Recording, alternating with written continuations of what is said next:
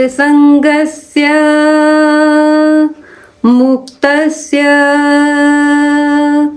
ज्ञानावस्थित चेतसः यज्ञायाचरतः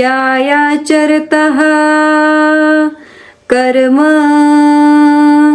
समग्रं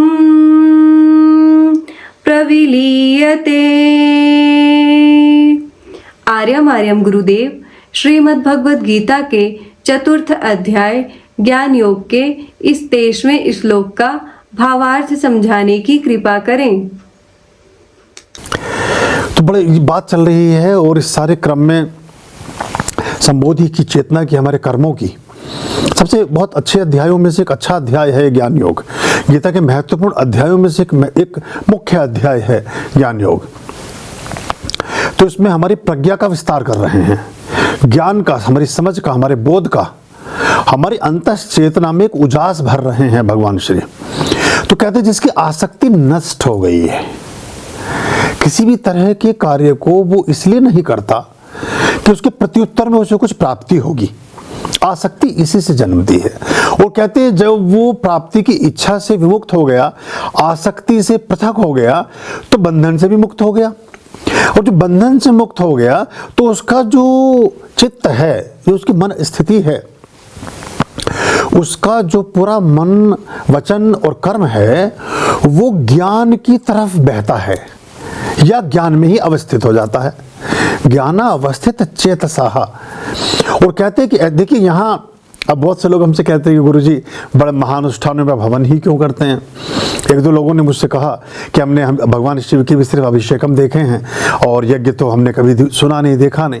लेकिन जो श्रेष्ठ पद्धतियां हैं वो भगवान श्री उसमें स्पष्ट करते हैं और यज्ञ की एक महत्वपूर्ण प्रतिष्ठा इस श्लोक के माध्यम से कर रहे हैं। अगली लाइन में कहते हैं यज्ञायाचरतः कर्म। कहते यज्ञ के कर्म को करने वाले व्यक्ति के ही समस्त पाप नष्ट होते हैं, उसके समस्त अकर्म समाप्त होते हैं, उन किसी भी तरह के अकर्मों का प्रभाव उसके जीवन पर कभी नहीं आता। यज्ञायाचरता कर्मम समग्रम प्रविलीयते।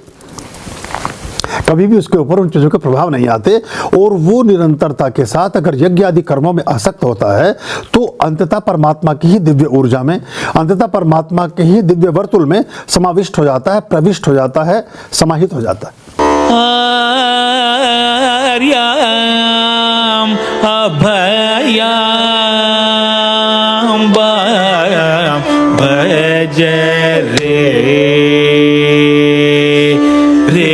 चित संततम आर्याम